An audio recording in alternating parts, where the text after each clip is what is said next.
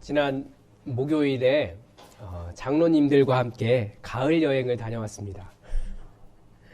제 기억으로 단풍 구경을 간 건 처음이었던 것 같고요. 한계령도 가보고 군대 갈 때 동기들이 배치 받았다고 울먹울먹했던 인제, 양구도 들렸다 왔습니다. 멋있더라고요. 사람들이 왜 여행을 하는지 조금 알았습니다. 그런데 돌아오는 길에 한 장로님께서 중국 얘기를 하시더라고요. 저는 한계령을 보고도 야, 웅장하다, 야, 멋있다, 신기하다, 속으로 역시 하나님이 만드신 것이 최고야 그러고 있는데 중국은 더 크고 웅장하고 신기하고 그렇답니다. 그 이야기를 들으면서 속으로 그렇지, 그래, 중국이 크고 산도 크고 웅장하고 볼거리가 엄청 많지, 그렇게 말했는데, 그런데 한편으로 생각해 보니까 내가 그 웅장함을 아나?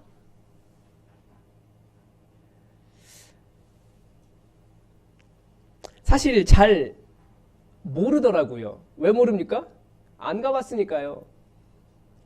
사진으로 봤다고 혹은 TV에서 봤다고, 주로 본 것은 우리가 영화, 무협영화 이런 데서 본 건데 그런다고 좀 알겠습니까? 잘 모르더라고요. 그래서 돌아와서 사진으로 이렇게 한번 찾아보긴 했습니다. 사람이 무엇을 안다라고 하는 것은 직접 그 안에 들어가서 눈으로도 보고 그 안에 느껴보는 거예요. 모든 오감으로 다 느끼고, 사람에게는 또 보이지 않는 영감이라고 해서 있잖아요. 그것까지 다 가지고 이렇게 그 자연의 웅장함, 거대함 앞에서 이렇게 한번 소름이 돋아봐야, 야, 이게 진짜구나, 그렇게 느끼는 건데, 사실 아는 게 아니더라고요. 우리도 매일매일 천국을 이야기합니다. 하나님 나라를 이야기하고, 또 하나님 나라를 꿈꾸고, 하나님 나라 때문에 살아가는 사람들입니다. 그런데 그 천국은 어떤 모습입니까? 천국에 안 가봤기 때문에, 천국을 보신 분은 예수님밖에 없기 때문에 사실 우리는 잘 몰라요. 여러 추측을 많이 하죠. 그런데 분명히 천국은 우리가 들은 그 중국에 대한 이야기, 그 큰 산, 그 거대한 나이아가라 폭포, 그런 것들과 비교할 수 없는 너무나 아름답고 웅장한 곳일 거라는 거예요. 근데 그걸 다 말로 표현이 안 되는 거죠. 그래서 성경을 근거로 여러 추측을 합니다. 이 세상에 왔지만 아직 오지 않은 하나님 나라라고 말하기도 합니다. 하나님의 통치가 이 땅에 이루어지고 있기 때문에 또 우리는 이곳이 하나님의 나라라고 말하지만, 동시에 공중권세 잡은 자의 권세도, 그 통치도 이루어지고 있기 때문에 아직 완전한 모습은 아닙니다. 아무리 우리가 이 땅에서 하나님 나라의 모습이 어떻다, 이렇다 이야기해도 우리는 하나님의 나라를 제대로 알 수가 없습니다. 같은 이유예요. 9장 1절에서 예수님은 뭐라고 말씀하셨냐면, 여기 있는 사람 중에는 죽기 전에 하나님의 나라가 권능으로 임하는 것을 볼 자도 있느니라 라고 말씀하셨습니다. 이 말은 하나님의 나라가 권능으로 임하는 것을 볼 때가 언제라는 것을 암시합니까? 죽은 이후예요. 죽어야 볼 수 있는 것이, 완전하게 볼 수 있는 곳이 하나님 나라입니다. 어떤 학자들은 죽어도 하나님 나라로 바로 가는 것이 아니라 잠을 잔다라고 이야기합니다. 성경에서 그런 내용도 찾아볼 수 있습니다. 그런 사람이 예수님 오시는 그 날에 부활의 아침을 맞이하면서 하나님 나라에서 깰 거라는 거예요. 어느 것이 맞든지 우리가 정확하게 알 수는 없지만, 어떤 것이 사실이든지 우리가 천국을 제대로 아는, 그 권능 가운데 임하는 천국을 제대로 아는 일은 죽어야 가능한 일입니다. 천국은 어떤 곳일까요? 우리 아직 안 가봤습니다. 아직 안 죽었잖아요. 이 땅에서 경험하는 천국에 대한 것들은 다 제가 중국 사진 보면서 와, 크네, 웅장하네, 멋있네 라고 말하는 수준을 훨씬, 표현이 안 되는데, 훨씬 뛰어넘는 거예요. 그래도 예수님은 우리가 갈 그 천국이 어떤 곳인지를 오늘 보여주셨습니다. 왜 보여주셨을까요? 그 천국 가기를 사모하라고 아주 조금 보여주셨어요. 다들 중국 멋있다는 이야기 들으니까 가고 싶으시잖아요.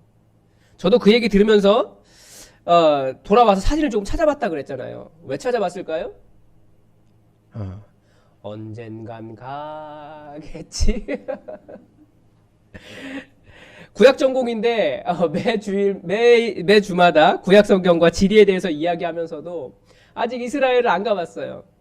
근데 이스라엘 지도를 펴면서 이렇게 사진을 보면서 맨날 하는 말이 있어요.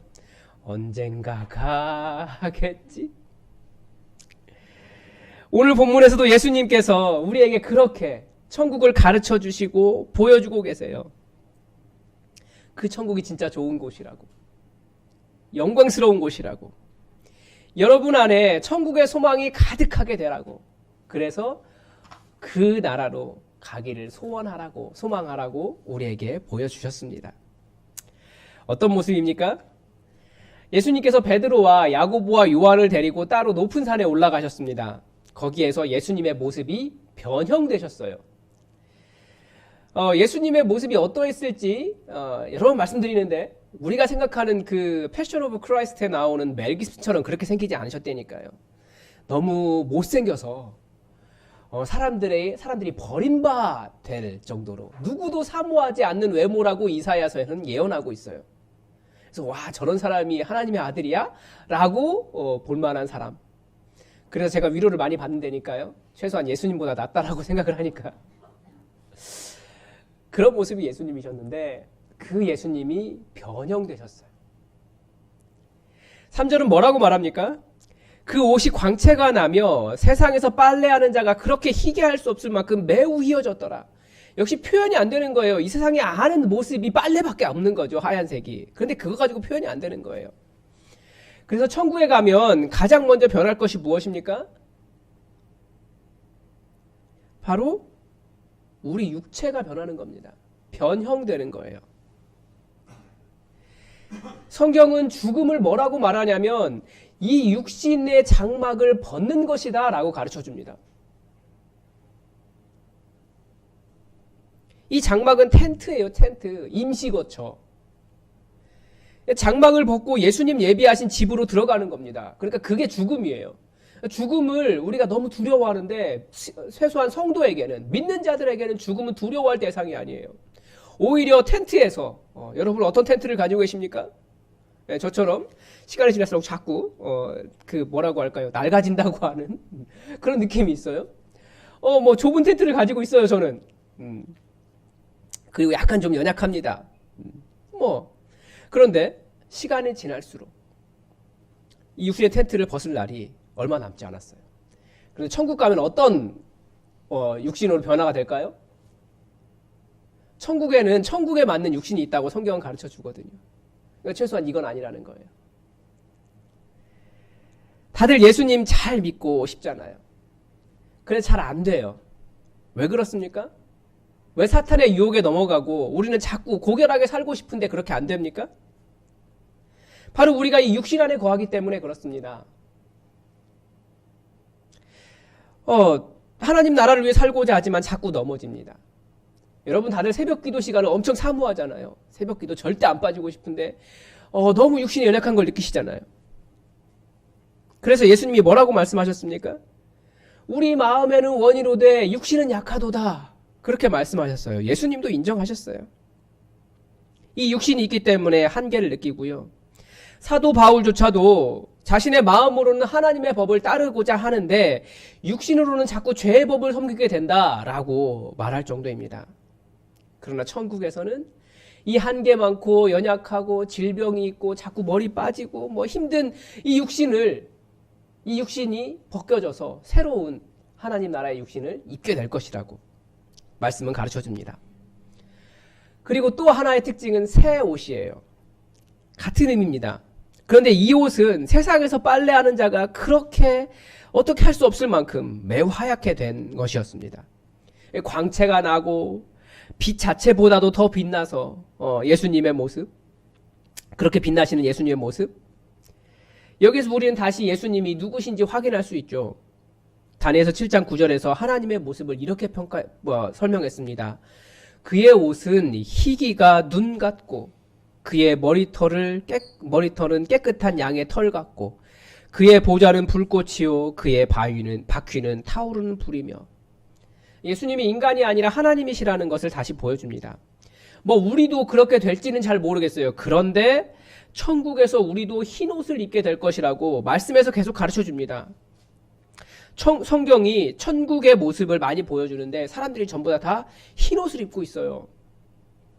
보좌에 둘러 있는 보좌에 둘러서 24보좌들이 있고 그 보좌들 위에 24장로들이 있는데 흰 옷을 입고 머리에 금관을 쓰고 앉았더라 라고 표현하고 있습니다. 또 이 일 후에 내가 보니 각 나라와 족속과 백성과 방언에서 아무도 능히 셀 수 없는 큰 무리가 나와 흰 옷을 입고 손에 종려 가지를 들고 보좌와 어린 양 앞에 서서.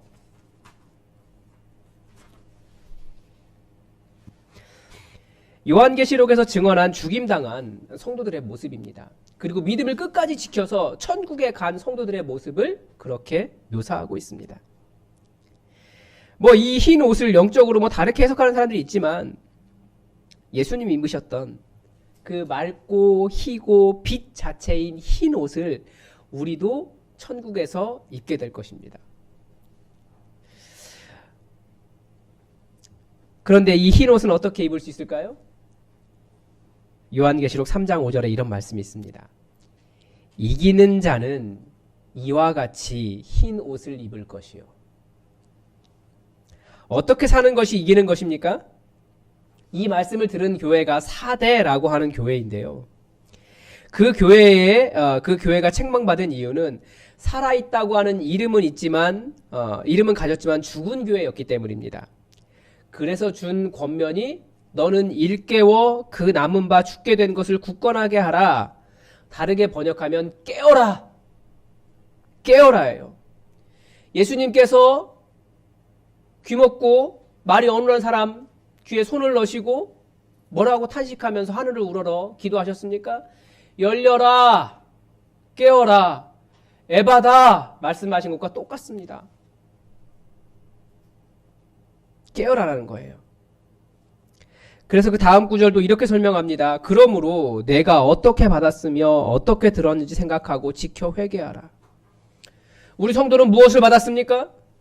지난주에 말씀드렸습니다. 우리의 중심은 예수 그리스도예요. 예수 그리스도 놓치고 다른 것에 계속 집중하게 되면 사실 그게 죽어가는 겁니다.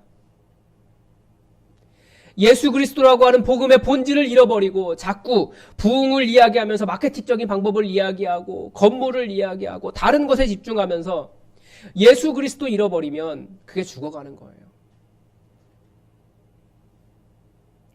그래서 하나님 보좌 아래에는 이 흰 옷 입은 사람들이 모여 있는데요. 다시 요한계시록은 그들을 무엇이라고 설명하냐면 6장 9절에서 다섯째 인을 떼실 때에 내가 보니 하나님의 말씀과 그들이 가진 증거로 말미암아 죽임을 당한 영혼들이 제단 아래에 있어. 그 사람들이, 그 성도들이 흰 옷을 입고 그 제단 아래에 모여 있는 이유가 무엇입니까? 하나님의 말씀과 그들이 가진 증거, 즉 하나님의 말씀을 지키고 예수 그리스도의 부활을 증언하다가 죽임을 당한 사람들이라는 겁니다. 그래서 우리는 누굽니까? 이 하나님의 말씀을 지켜가는 삶 때문에, 또한 예수 그리스도 때문에 천국에 가고 흰 옷을 입을 수 있습니다. 이 천국에 가면 또 무슨 일이 일어날까요?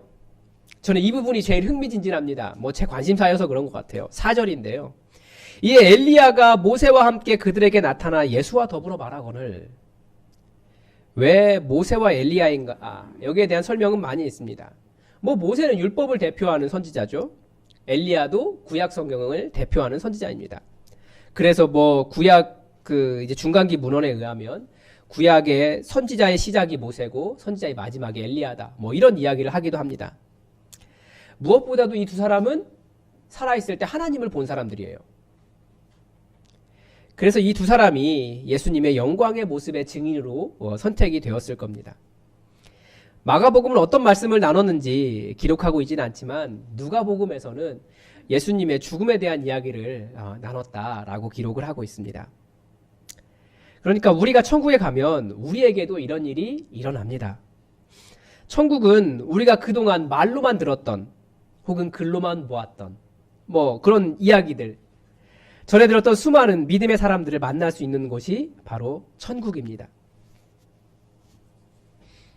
그러니까 성경이 진실이라는 것을 우리가 확실히 알 수 있는 곳이 천국입니다. 그래서 우리 성경 보다가 도저히 답이 안 나오면 가끔 그런 이야기 하잖아요. 천국 가서 물어보라고. 농담처럼 이야기하지만 장난인 것 같지만 그 말이 정답입니다. 우리 이 땅에서 다 알 수 없어요. 천국 가서 물어봐야 되는 것이 많습니다. 그래서 천국 가면 가장 쓸모없는 사람이 저일 것 같아요. 복잡한 구약 성경학 전공인데 거기 가면 당사자들이 있거든요. 그 사람들에게 물어보면 돼요. 목사나 성경신학자가 그렇게 필요가 없습니다. 오히려 이 땅에서 잘못 말한 것들이 부끄럽기만 할 것 같아요. 그런데 너무 가고 싶단 말입니다. 또 하나 단지 이 성경 속의 인물들을 만날 수 있기 때문만은 아닙니다. 천국에 누가 있습니까? 우리 예수님이 계십니다. 우리가 사랑하는 우리의 주님이시잖아요. 막상 만나면 뭐라고 말할지 모르겠지만 정말 감사하다고, 이 세상에서 인도해 주셔서 살 수 있도록 해주셔서 감사하고, 다시 주님의 영광의 나라에 들어올 수 있도록 이 믿음의 길을 열어주셔서, 구원의 길을 열어주셔서 감사하다고, 그러면서 다시 영광의 주님을 찬양할 것 같아요.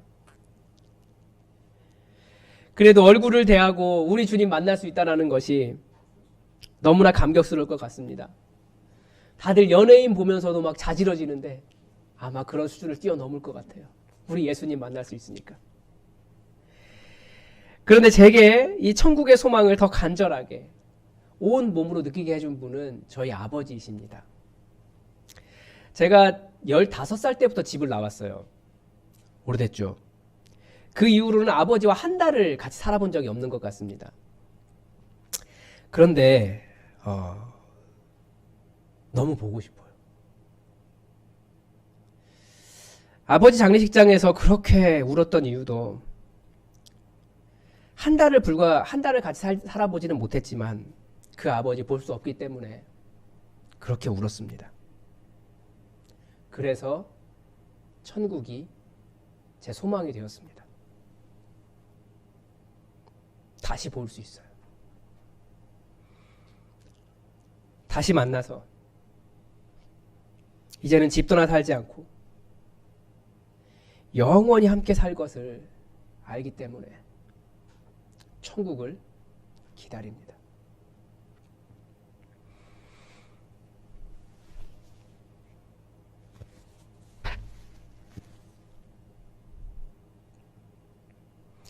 이 믿음 안에서 육신의 장막을 벗은 모든 사람들을 다 천국에서 만날 수 있습니다.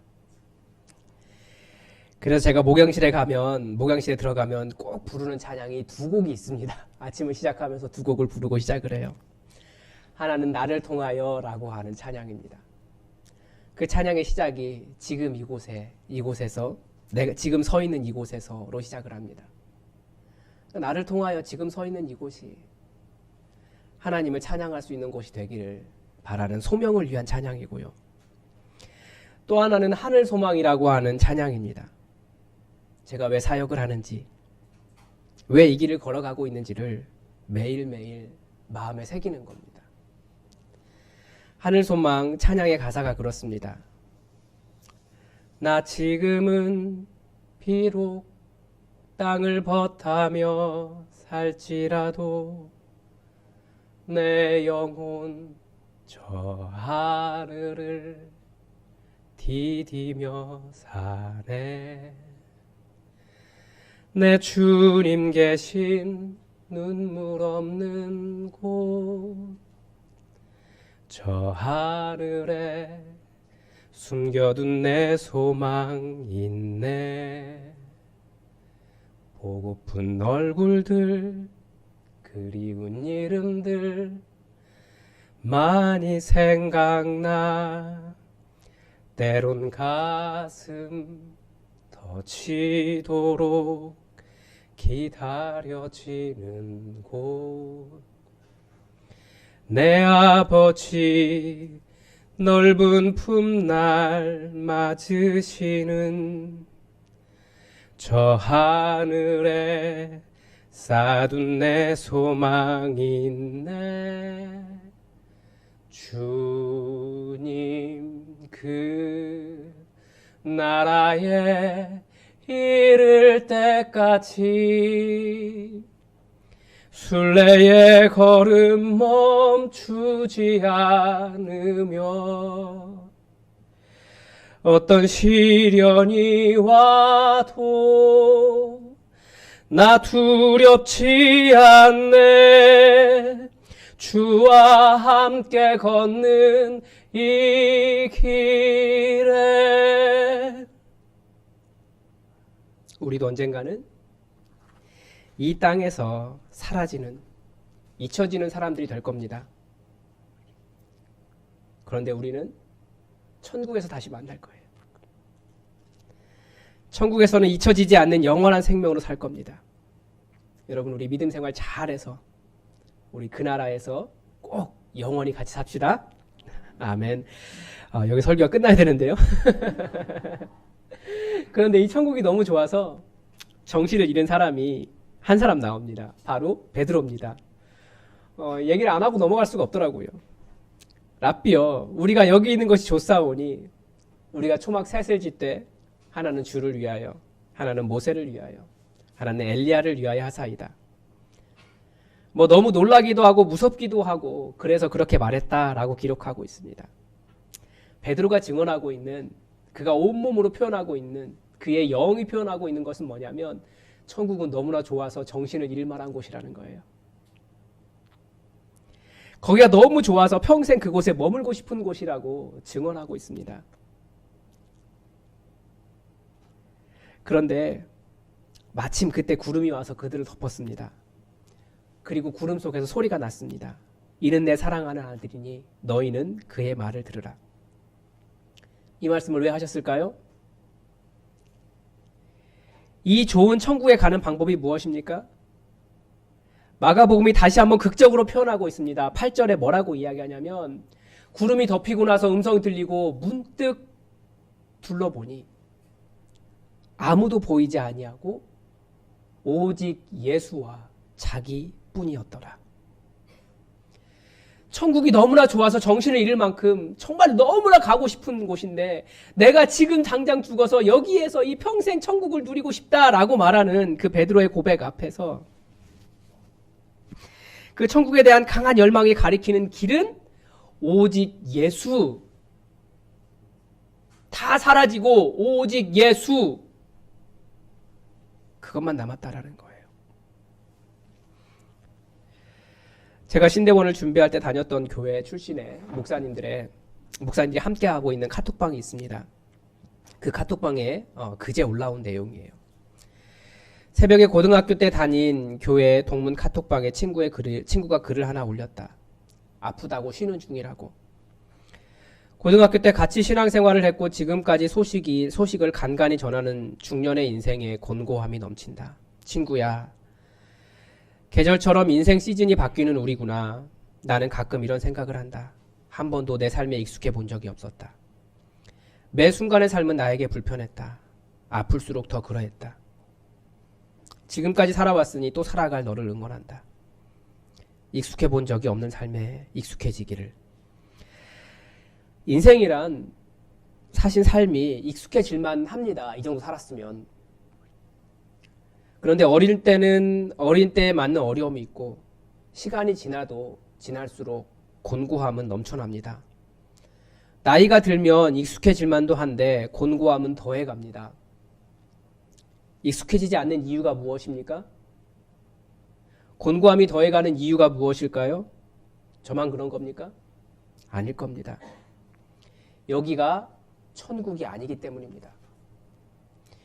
여기가 여러분의 집이 아니기 때문입니다. 여행을 다니면 좋죠. 그런데 길건 짧건 다 집으로 돌아갑니다. 집이 더 편하고 좋거든요. 이 땅의 곤고함은 우리가 이 세상에 거류하는 나그네라고 하는 것을 더욱더 느끼게 해줍니다. 그래서 우리는 이 땅이 천국이 아니라는 것도 시간이 지나면서 알고 있는 거예요. 이 땅은 천국 아닙니다. 이 땅이 천국 되기를 바라는 사람들도 있습니다. 물론 또 예수님 함께 하시기 때문에 천국이 아닌 것도 아닙니다. 그러나 우리가 이 땅에서 경험하는 예수님에 대한 경험과 천국에서 만날 예수님의 영광은 완전히 다른 거예요. 우리가 갈 저 천국은 이 땅에 있는 그 좋은 어떤 것과도 비교할 수 없는 그런 겁니다. 아직 안 가봤기 때문에, 이 땅에 존재하지 않기 때문에 표현할 수도 없는 그곳이 천국이지만, 오늘 주의 말씀에서 보여주신, 주님 보여주신 저 영광의 나라를 소망하시며 말씀을 따르는 삶을 사시고 예수 그리스도의 부활의 증인이 되시기 바랍니다. 그래서 우리 천국 갑시다. 기도하겠습니다. 하나님, 우리 이 땅에 살면서 한 번도 가보지 못한 하나님 나라이지만 그 나라를 소망합니다. 예수님 짧게 보여주신 이 하나님 나라로 인하여 우리가 더욱더 소망 가지고 말씀 지키며 예수님의 본을 따라가 그 나라 이르기를 원하오니 성령님 우리를 인도하여 주시고 이 땅에 그 어떠한 소망보다도 천국 소망으로 우리가 가득 차게 하여 주옵소서. 주님의 영광의 나라를 기대하오며 예수 그리스도의 이름으로 감사하며 기도드립니다. 아멘.